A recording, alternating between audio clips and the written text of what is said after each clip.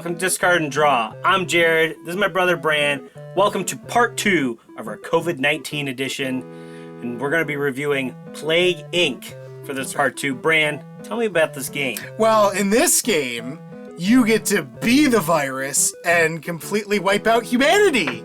Nice. Doesn't that sound like fun? Let's do it. All right. So here we've got the game set up, and you can play 2 to 4 players with this game. Each player is going to get a player board and a bunch of these neat little jello-looking tokens that have the biohazard symbol on them. Yep. You're going to get, I think it's 18 of these. And one of these cool DNA strand thingies. Yeah. That's your scorekeeper. And your player board is actually double-sided. The game, originally they were just planning for bacteria.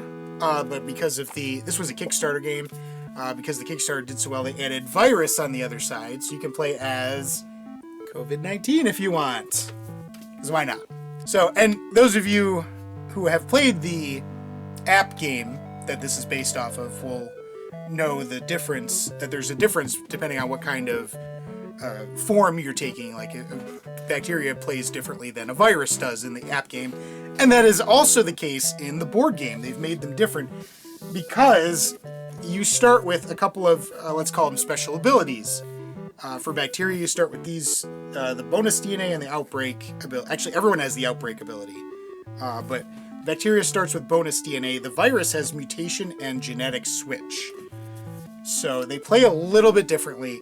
We haven't tested if you can play as different things at the same time. We haven't tested if there's a balance issue with that, but I mean that's something for you to do as well. In addition, each player gets 5 of these trait cards to start the game with, and these are like mutations that you can add to your virus or bacteria that change the way it interacts with the world and stuff. So at the start of the game, you're going to take these 6 starting country cards. They have this little, like the Google Maps symbol thing on them. And shuffle them up. Each player is going to get one of these. I mean, I don't really know why you deal it out because, well, yeah. So you're going to basically just play it right on the board, and you get to start in that country. But the rest of these are going to get shuffled into the main deck of cards. That was terrible. They're all on the bottom. And you shuffle them in, and then you're going to take a number of these that is dependent on how many people are playing. So with 2 players, we're going to take 24 of these. 3 hours later. And now you got 24. You put them right here on this this little card mat here. The rest are removed from the game. You don't use them at all. So after that, you flip 3 face up to start with. And then you've got your trait deck here with more traits, your event deck here with events that are going to happen during the course of the game. And I think we're ready to start. Now, the first player is, according to the rules, the player who most recently washed their hands.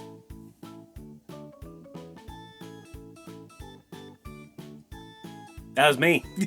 Let's assume it's Jared for now. So the first player is going to start with 0 DNA points, the second player 1, the third player 2, and the fourth player 3. This is done to sort of create balance between going first versus, going second. Right. As it were. And that's important because while this is your victory points, this is also your currency in this game. All of your trait cards are going to cost you DNA points. And some of them, they range in price from 2 up to like 19 or something like that. Yeah. Something crazy like that. So There's even a 20 or 21. Yeah, there might be. Now, what's interesting about that is you get those points back at the end of the game. As long as you don't cover up something that you already spent DNA points on. That's expensive. Yeah. Don't cover up expensive stuff. No, that's a bad idea. So on your turn, there are 5 phases you're going to go through. The first phase is the DNA phase. You will score 1 DNA point for each country you control. Which at the beginning of the game is 1. 1. So 1 point. You get 1 point right off the bat at the start of your turn. Well, at the beginning of the game, at least. Unless you're bacteria. Unless you're bacteria.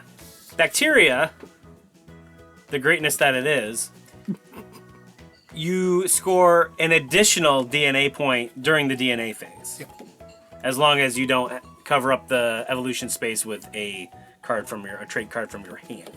Yes. So you always get that extra one as long as that is visible. Good for you, bacteria. Good for you.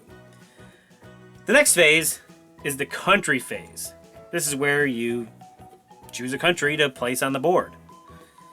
Now, you can either place it on the board or discard it and draw new trait cards. And when you do that, what you end up doing is you discard the trait cards in your hand, and you draw a new hand of 5 cards.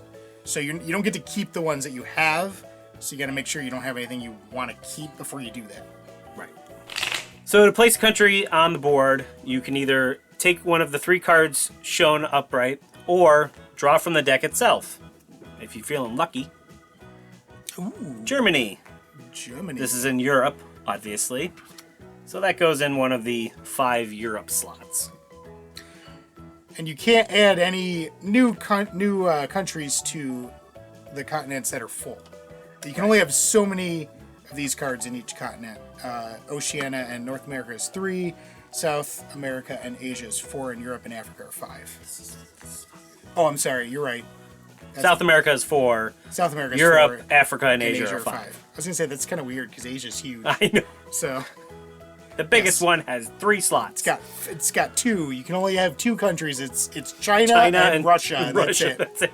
That's all. And that's all Asia is, anyways. That's all it is. I mean, So The next phase is the evolution phase, and this is where you can use your DNA, your either victory points or currency, whatever you want to call it, to play a trait card onto one of the evolution spaces. And the evolution spaces are all of these spaces.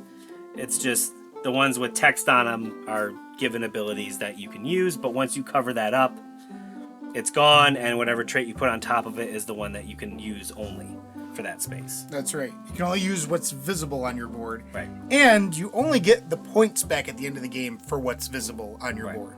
Anything covered up is gone unless you can find a way to get rid of it, which there are ways, but we'll go over that later. Right. So if you have cards everywhere and you put a new card on top of that card, you don't take that card off, get those points back right away and get rid of it. Nope, you just put the new card on top and basically that card stays underneath and it's just gone. You don't ever get those points back. So don't ever put a low number card on top of a high number card. I mean, unless you're crazy. I mean, that's, Unless you're really far ahead and you're cheating or something. I don't know. But don't do it. That's possible. Not recommended. The next phase is the infection phase, where you count your infectivity, which you start with +2 infectivity and +1 lethality. And there are other cards, trait cards and such, that will give you traits such as infectivity or lethality to add to that score. And you can place that many tokens on cities. Only way you can put your tokens on different cities is if you are connected via airways, waterways, or land. Land within your own country. There are heat restrictions, cold restrictions. If you don't have those, you cannot move into that country. So be aware of that. For example, Brazil. It's hot. You got these little sun symbols on there. You have to have heat resistance to go to Brazil. So if you had this delirium, like I have in my hand, you would get waterborne and heat resistant. Now, that's the other thing about these city cards. Some of them have these little symbols up here. So you got one looks like a plane, one looks like an anchor. What that means is these cities are considered connected to other cities with the same symbol via the type of travel it's showing. So the airplane denotes air connectivity and the anchor denotes water connectivity. So basically, if you have a trait such as air transmission, which gives you the airborne trait, on your board, you can travel from one country with the airplane symbol to another country with the airplane symbol. So, Jared, if you had air transmission, you could travel from South Africa to either Germany or Japan because they both have the airplane symbol. So all you get is you get to add 2, one for each of your infectivity rating of your tokens, to the board, and the only place you can add them is the country you're currently in. And the good thing about that is if somebody else comes to South Africa and tries to spread their own virus, I am now in control of that. I have 3 out of the 5. That way I'm in control. So for the DNA phase at the beginning, it says country you control. You have to have more of your tokens in a country to be in control of that, to be able to get the DNA for it at the beginning of your turn. If you are tied with someone, then you're both considered in control, and you would each get points. Yeah. And the last phase, the death phase. My favorite phase of all. I don't know why. For each fully infected country you control, roll the death die against your lethality. Now, this is the fun part. If one of these countries is filled up, let's just say with mine, for no reason. Sure. Because you were doing your own thing. My lethality is 1 currently, because I have nothing else on the board. So I have to roll lower, right? Or equal to or lower. Equal to or lower. Because you start with 1, there's no way to go lower than 1. So I would have to roll a 1 on the die to basically kill the country. Basically kill that country. I rolled a 3. That's not it. We're going to fix it in post. Ready? Hey, I rolled a 1. So you roll a 1 or equal to or less than your total lethality. And then... Which if it's 6, you're just basically guaranteed to kill something. Right. So. It comes off the board. You get your pips back. You get to keep the card. And you also get 1 DNA point for every one of your pips that were on it. Which was 5. Yep. So I would get 5 points. Yep. And then you keep the country for endgame scoring Right. purposes. And because you killed that country, you get to draw an event card. Yay! These are fun. These are not something that happens immediately. These are like special actions you save for later on in the game. You cannot play an event on the same turn you got it. But other than that, there's not many restrictions. It'll generally tell you when you can play it. So, for example, Jared got rioting. Oh, good. Very appropriate. At the end of your turn, choose one climate-suitable country that you infect. Place up to 2 tokens in that country. So basically, if he had, let's say, this on the board with like these couple that were on here, right? And he played that at the end of his turn. He can just add 2 more tokens to that one country. So he couldn't do that to like a country that he doesn't have. Like if it was a hot country and he didn't have heat resistance, he couldn't do that. I mean, obviously you have to already infect the country for that. But Right. there are ways to get onto a country that you normally would not be able to get onto. Yeah. And throw your guys out. So that's why it specifies on that. Right. And then your turn's over, it goes to the next person, and play continues. Play continues until the countries run out. That's right. Now, you can only have 3 event cards in your hand at a time. So if you would get more, you would have to discard some to draw more and that kind of thing. Usually, that's not an issue because you find times to play them. So, but you are only allowed 3. I don't believe there's a limit on trait cards, but that's mostly because you don't really draw them ever in the game, other than skipping your country phase to draw 5 new ones, and you're not getting like additional cards. You're just discarding what you have and drawing 5 new ones. So there might be some event cards that add more to your hand, but there's not really a hand limit because there's not really any normal way to draw more trait cards. So I don't believe there's a hand limit for those. So once the last city has been placed on the board, we enter sudden death mode. That's where the world has started to collapse. Chaos reigns because everyone's dead, everyone's dying, everyone's sick because COVID-19 is running amok. That's right. So the game will end at the end of the player's turn where either someone no longer has tokens on the board, or if the player whose turn it currently is can neither place his tokens on the board or roll the death die. If you can't do both of those, then the game's over and you score final points. So at the end of the game, everyone's going to score bonus victory points. And there are a couple different things you get with these bonus points. And we have this nice little player aid to tell us exactly what bonus points we're going to get. The first one is called Lucky Escape. It's bonus for the player or players with the most tokens left on the board at the end of the game.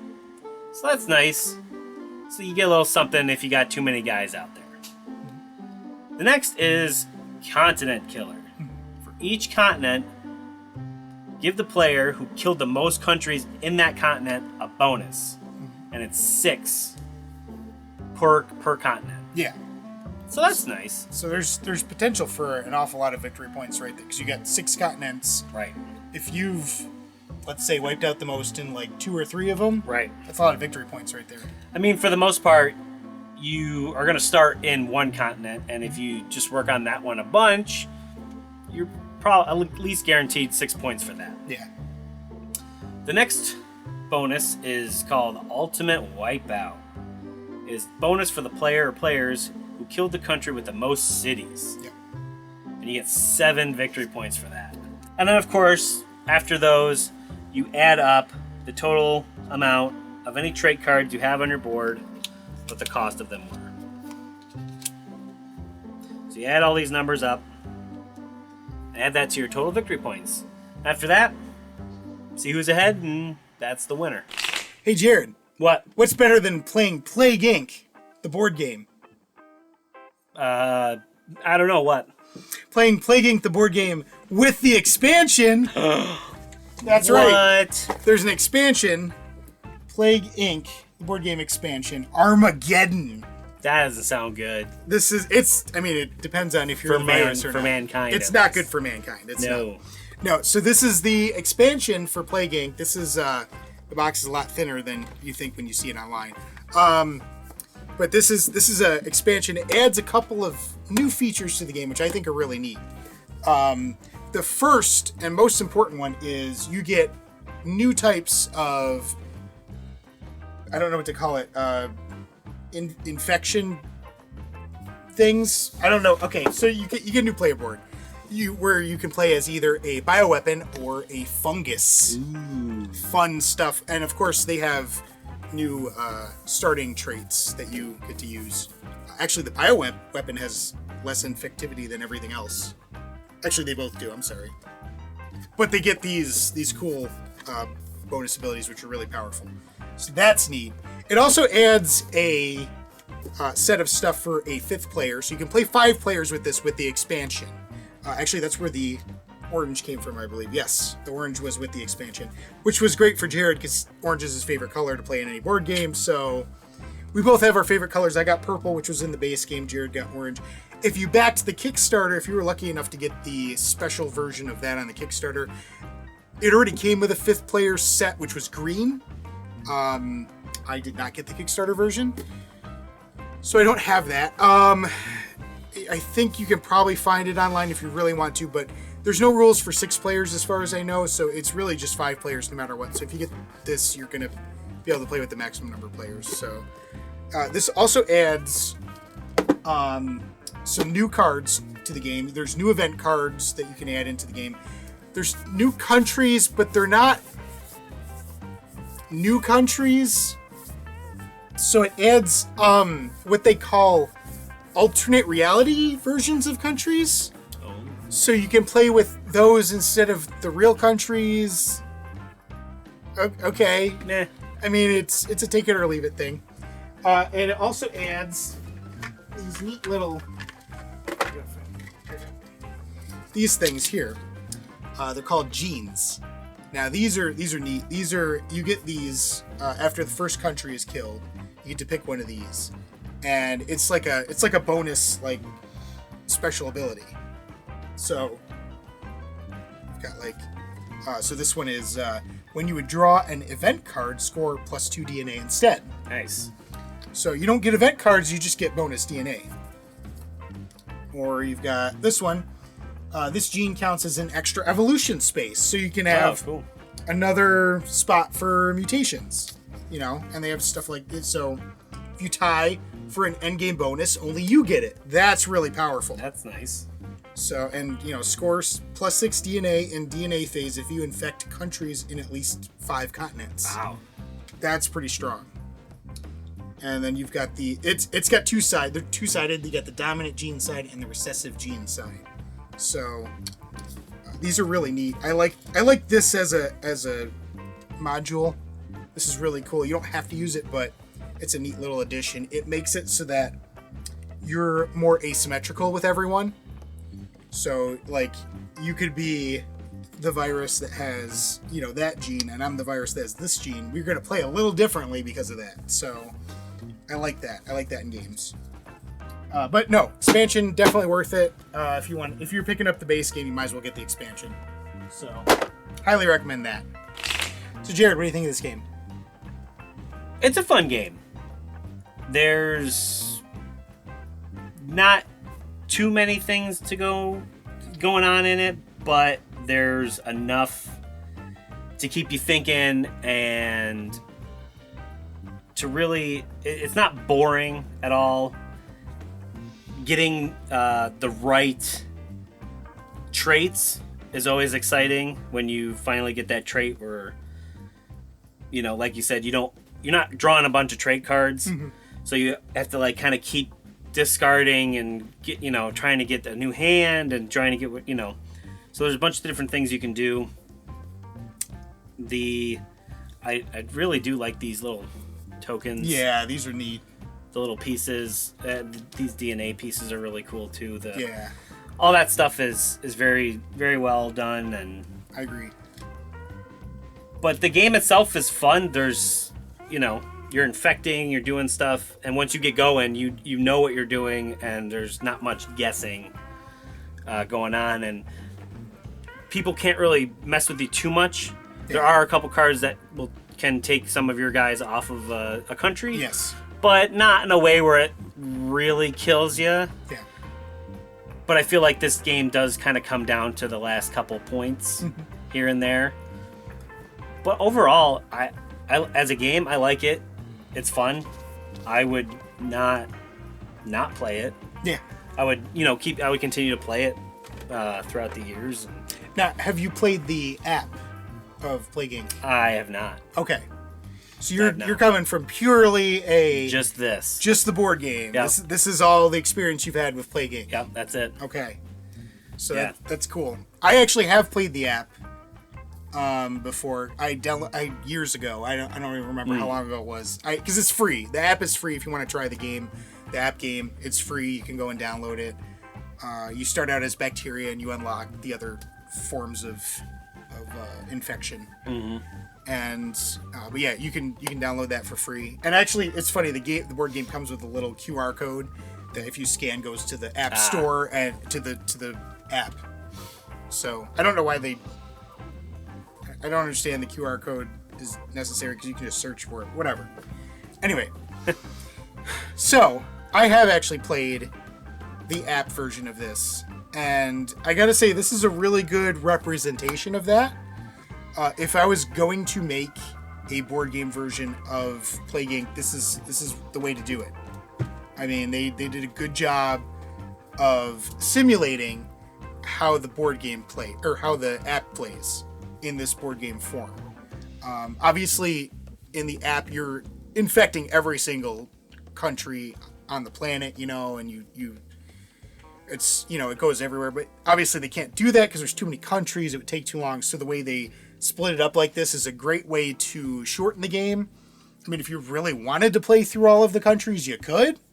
It would be a long game. It would be a very long game. I would think anyway. I haven't tried it, but you could do that, certainly. Well, at some point, there's just the board's covered. Yeah. So there's really nothing you can do until you really got to start wiping stuff out at that point to open up some spots to get your country cards down. Right. Which that slows down the game if you did play with a bunch of or all of the country cards. You'd have to basically have a high lethality at that point and just start killing off countries as they're coming out, you know. Yeah. So it's doable, but it would be weird. Right. So, but yeah, you could do that if you really wanted to. I like the way the traits work because in the app you can technically unlock everything, but the early stages of the app you really have to make smart choices on how you do that, how you progress down the different trees and stuff and what you unlock. And this kind of feels like that because there's only a certain number of slots. Right. So I like that, and I like that they made the different vehicles feel different, right, with these extra traits and everything, and that's neat. So yeah, as a board game, I definitely like this. This is a lot of fun. It's good. It's a good length, and if you're gonna buy this, you might as well get the expansion too because it gives you a lot more options to play with. I did forget to mention one of the other things in the expansion is a new end of game bonus card that you can use, which has Around the World in 80 Plagues, which is a bonus for the player who killed a country in every continent. Collector, which is a bonus for the player who killed the most countries. Cheapskate, which is a bonus for the player with the lowest DNA point value from their evolved trait cards. And then Prize for Showing Up, bonus for the player who killed the country with the second most cities. Nice. And each of those is worth 4 points. So that's a neat little addition they did in the expansion. So that's it for this episode of Discard and Draw. This was part 2 of our COVID-19 special review, double board game review. I'm Brandon. This is my brother Jared. Thank you for liking, commenting, subscribing. Click that bell, and we will see you guys in the next review.